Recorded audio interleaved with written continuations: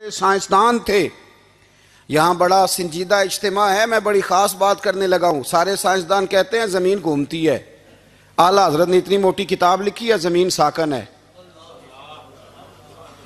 فرماتے تھے ہم جیسے مرضی سائنسدان کہیں گے آپ نے دلائل دی ہیں.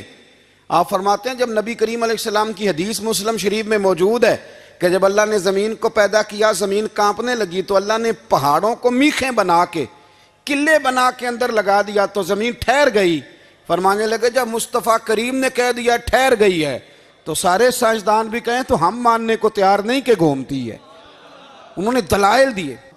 وہ ہمیں نہ روز کہہ دیتا ہے ڈاکٹر آپ کی طبیعت خراب ہے، کھانسی ہے، گھر میں کسی اور کو تو نہیں؟ ہاں جی ہے جی.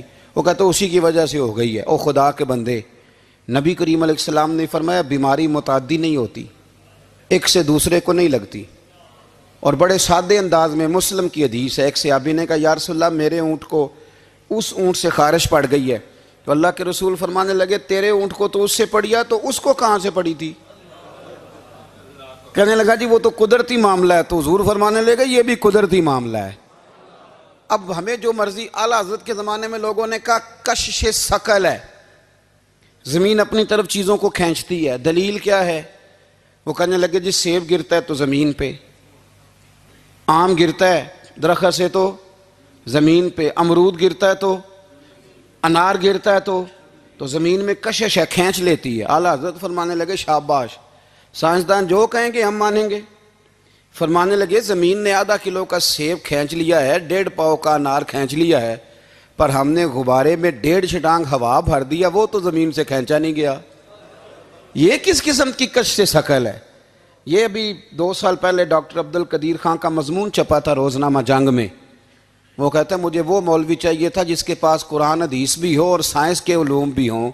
کہتا میں نے زمانے کے دروازے کھٹکھٹائے، پھر میں پہنچا بریلی کے امام کے پاس، اور کہتا ہے وہاں جا کے نہ میں ٹھہر گیا ہوں، اس لیے کہ مجھے قرآن و سنت کا نور بھی ملا ہے اور مجھے سائنس کے رموز بھی ملے ہیں.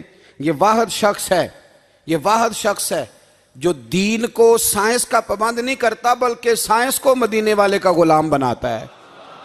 مدینے والے کا غلام بناتے ہیں. تو اعلیٰ حضرت فرمانے لگے عجیب فلسفہ ہے نا جی، آم کھینچ لیا اس نے، سیب کھینچ لیا، امرود کھینچ لیا، پر اس سے 1.5 چھٹانگ والا غبارہ.